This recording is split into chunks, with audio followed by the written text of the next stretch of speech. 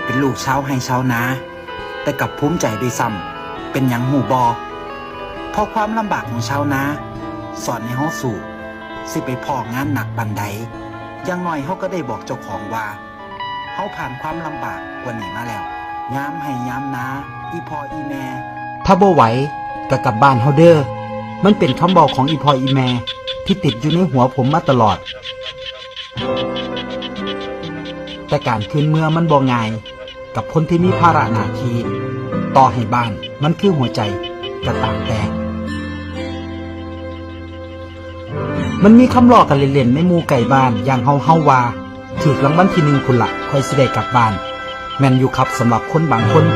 มันคิดแล้วคิดอีกคิดบ่ตกพอถ้าเฮากลับไปอยู่บ้านสิสร้างงานสร้างรายได้จังได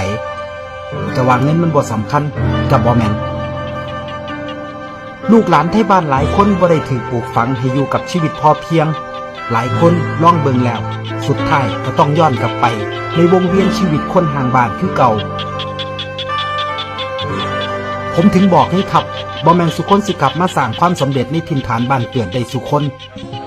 เอาสิเว้าว่าอยู่ในบ้านนอกมันดีกว่าในเมืองเด้มันก็บ่แม่นเพราะบางคนเพิ่นก็บ่ได้มักบ้านนอกบางคนก็มองว่าการอยู่บ้านนอกยากลำบากต่อการไปนั่นไปนี่ไปนี่ไปนั่นบางคนก็สิมองว่าในเมืองโอสัญจรไปยากโอรถหลายลำบากยืนคนละจุดมันก็เห็นคนละมุมมันก็แตกต่างกันไปอย่างเขามองอีสานเฮาว่าเป็นภาคที่แบบว่าค่อนข้างต่ำค่อนข้างทุกข์ยากมันดีแล้วไอ้สิ่งที่ผมได้สัมผัสได้อยู่เนี่ยโคตรภูมิใจเลยที่ได้เป็นคนอีสานหรือได้เป็นคนบ้านนอกนี่โคตรภูมิใจเลยครับได้ใช้ชีวิตอยู่กับความเป็นจริงความพอดีความบ่ปรุงแต่งบ่ดัด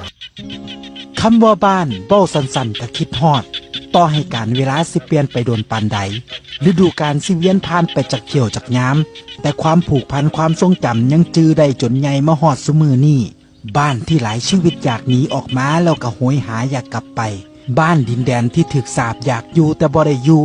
บ้านหม่องที่คอยโอบกอดความรู้สึกสิผิดหวังยิ้มได้ห้องให้เสียใจอ่านอวยขึ้นเมื่อจังใดกับพ่อบ้านโอบเอาอุ้มเอาเฮาบ้านที่ยังมีชีวิตวิถีวัฒนธรรมความเสื่อสืบทอดต่อยอดปรับปรุงกลายเป็นกระปุกออมสินความทรงจำของเฮาที่พากันย่างน้ำฝันใหญ่ก้าวไฟตามฝันข้ามเดือนข้ามปีตั้งแต่ออกไปมือนั่นกระทันหา